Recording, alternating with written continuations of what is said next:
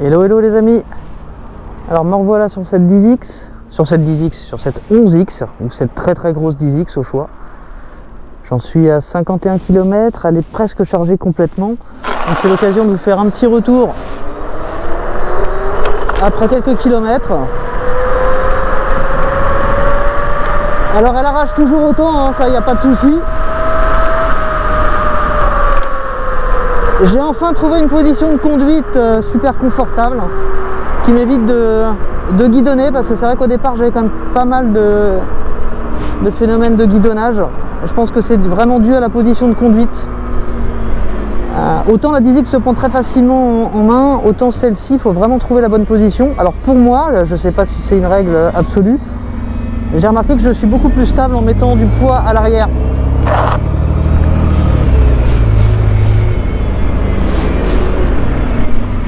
On va passer devant quand même, hein. Hop là. Voilà, maintenant on peut prendre de l'angle. C'est beaucoup plus stable. Alors, petite chose qui fait peut-être que je guidonne aussi un petit peu moins, c'est comme vous pouvez le constater, je suis repassé sur un guidon en carbone, comme sur Wally, de 68 cm de large. C'est plus rigide que l'ancien.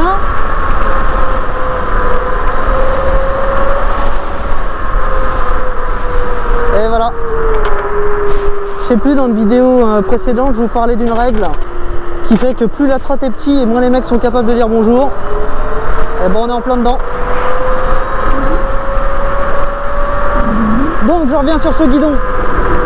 C'est un guidon en carbone Alpha Pasca de 68 cm qui est donc tout en carbone, type R. Type R, ça veut dire qu'il est légèrement incurvé sur les côtés, 7 degrés il me semble.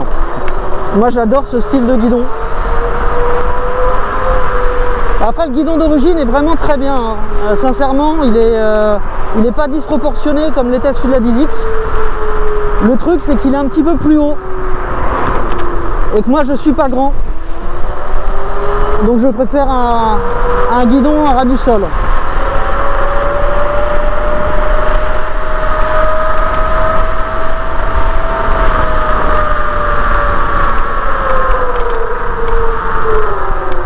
Le freinage est archi efficace.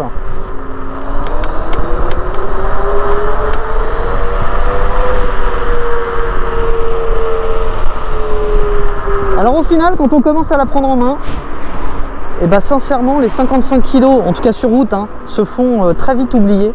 On la penche, elle est super maniable. Bon par contre, ils se feront pas oublier si je dois la porter dans un escalier ou quoi que ce soit. 55 kg, il faut vraiment être motivé.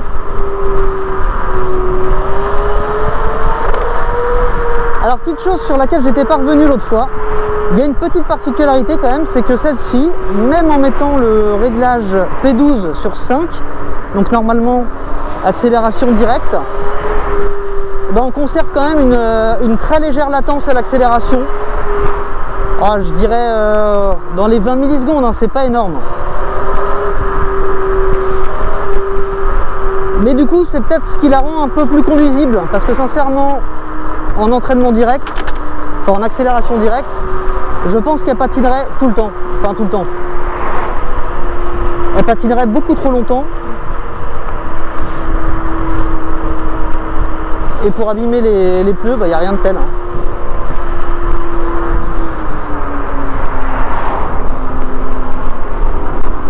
Alors pour revenir un petit peu sur mes impressions, elle est phénoménale, hein. Sincèrement j'adore cette trotte, c'est ma préférée, hein. De toutes celles que j'ai, c'est effectivement ma préférée.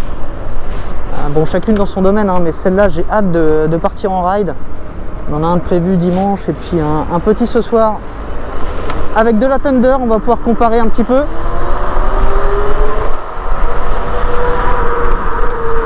Même si j'ai aucun doute sur la vitesse de pointe, après sur l'accélération, à voir. Je sais pas sincèrement si elle sera devant ou derrière la Thunder. En pointe c'est sûr que oui. En accélération, surprise ce soir.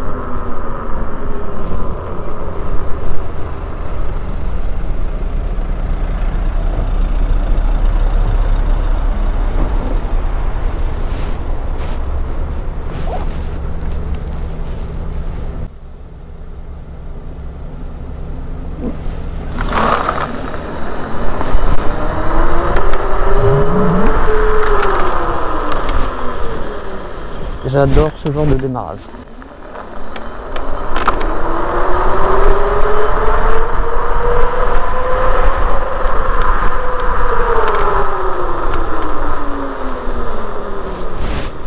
Ah, c'est violent. C'est violent, c'est violent, c'est violent.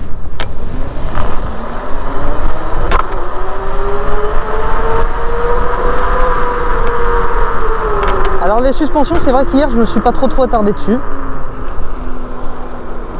Je vous ai juste dit que c'était du 1400 lbs à l'avant, 1600 lbs à l'arrière. Mais ça n'indique rien du tout sur le ressenti. En fait, elles sont aussi rigides que celles de la 10X d'origine. Ce qui au final est très bien parce que bon, elles vont s'assouplir un petit peu avec le temps. C'est une trotte qui se dessine quand même plus pour le off-road. Et des suspensions rigides pour faire un jump, il n'y a rien de mieux. Au moins là on risque pas de toucher par terre.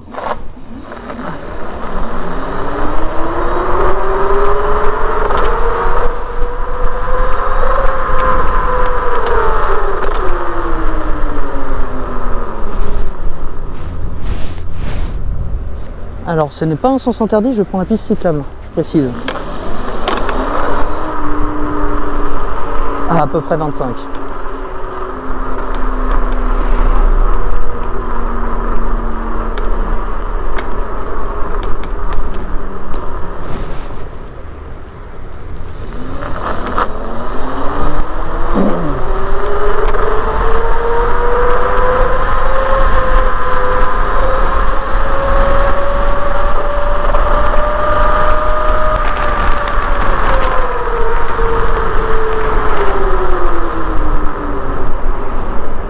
Alors pour revenir sur les petits conseils de pilotage, aujourd'hui je reviens sur beaucoup de choses.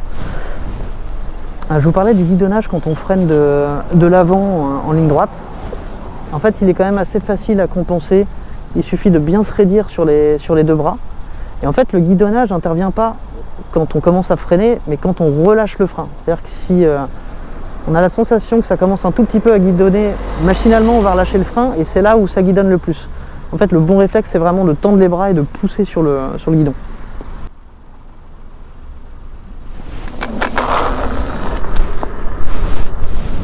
Alors, un phénomène un peu curieux, je ne sais pas à quoi c'est dû.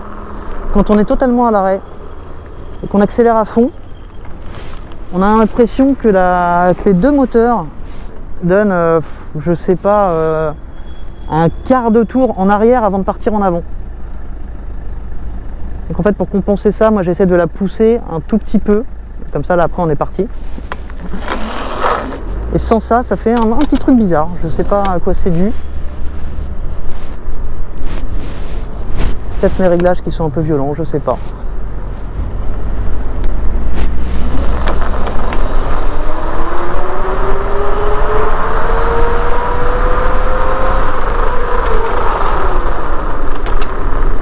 Et ben voilà, du pavé.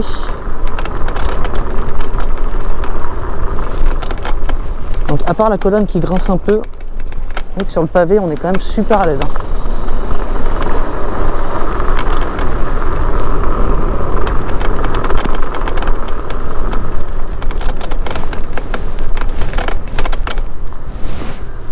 Et ça c'est le spot idéal pour vous montrer ce que ça donne sur une route défoncée, parce que c'est bien le cas. Elle est bien défoncée. Allez go!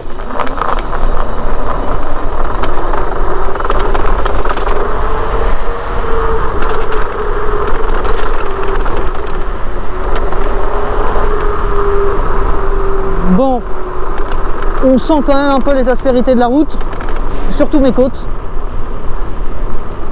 C'est peut-être pas la meilleure idée que j'ai eue aujourd'hui, tiens.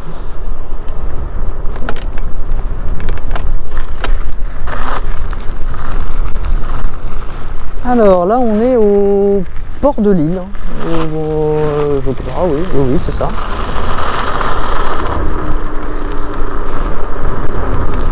On va rallonger un petit peu ces rives là.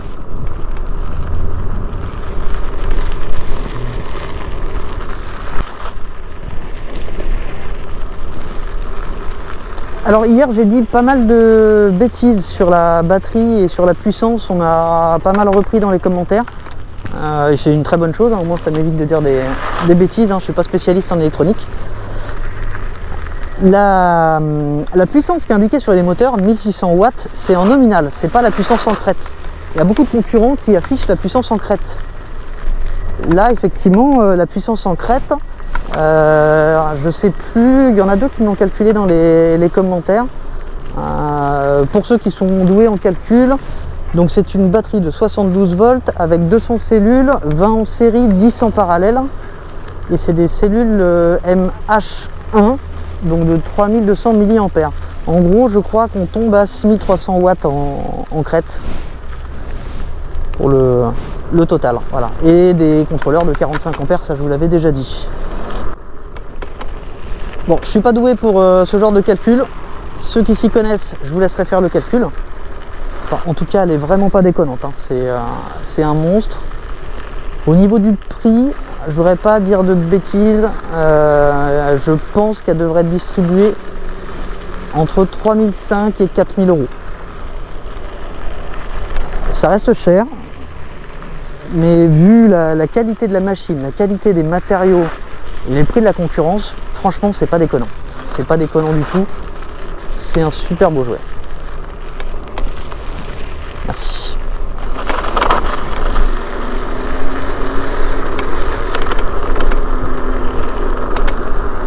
Alors là, je sais pas du tout où je vais me retrouver. Mais bon, ça c'est mon problème.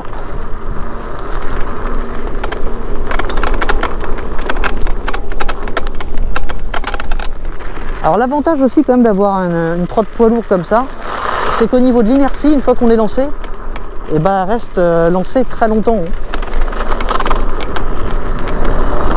Ah, il faut les arrêter les 55 kg. Bon, je pense que je vais pouvoir aller faire demi-tour là-bas.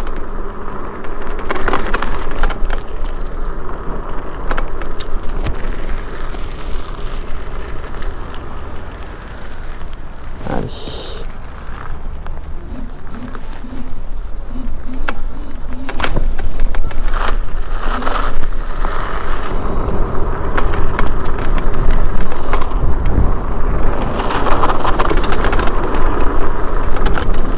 Voilà, donc pour résumer, pour moi c'est la meilleure trotte de chez Zero. Après, meilleure trotte de sa catégorie, effectivement. Chaque trotte, chaque type de trotte est bonne pour sa catégorie. J'adore l'E2 par exemple, l'E2 Monster, parce que je trouve que niveau rapport poids-puissance, elle est excellente. J'adore la Raptor de chez Dualtron, pareil, je trouve que niveau rapport poids-puissance, elle est excellente, et surtout celle-là est fiable, contrairement à sa remplaçante. Et celle-là, dans les grosses trottes qui tâchent, est faite pour le off-road. Pour moi, c'est ma préférée. Elle est stable, elle est robuste, elle est belle. Autant les premiers visus, j'étais pas spécialement fan de la double fourche. Et au final, je trouve qu'elle a vraiment de la gueule. Le fait que ce soit pas une fourche télescopique à l'avant, mais une suspension hélicoïdale plus hydraulique de 165, moi je préfère. Parce que c'est plus simple à changer, il y a beaucoup plus de choix, ça revient moins cher que de changer toute la colonne, il n'y a pas de problème de compatibilité, hein, 165 c'est vraiment un format standard. Donc ça, je pense que ce sera les prochaines étapes, peut-être mettre des suspensions un poil meilleures, mais même si franchement celle-là, je n'ai absolument pas à me plaindre, je l'ai trouvée excellente, et pourtant je suis pas un poids lourd. Et non, c'est vraiment des bonnes suspensions.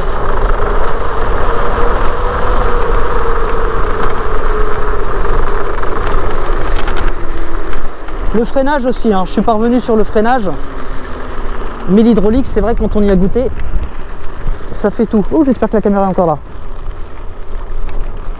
On dirait. Non, c'est bien, c'est progressif, on sent bien on a vraiment l'impression de freiner.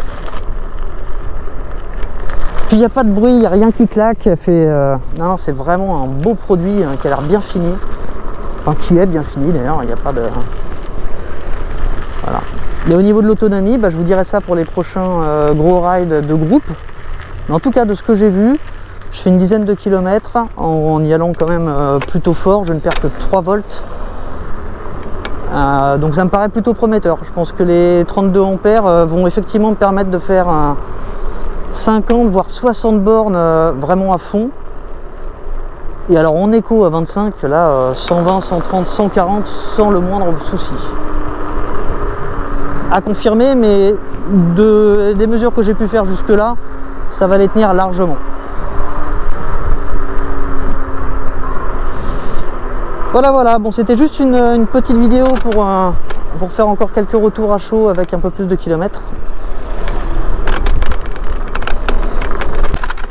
En attendant, comme d'hab, si vous avez aimé mes vidéos, n'hésitez pas à me mettre un petit pouce levé. Je vous rappelle que je ne monétise pas ma chaîne, moi je le fais vraiment par plaisir, donc c'est ma seule motivation, c'est de voir des vues et de voir que mes vidéos plaisent. Donc n'hésitez pas à partager, à liker, même si vous n'aimez pas, n'hésitez pas à me le dire, que je puisse corriger un petit peu ce qui va pas.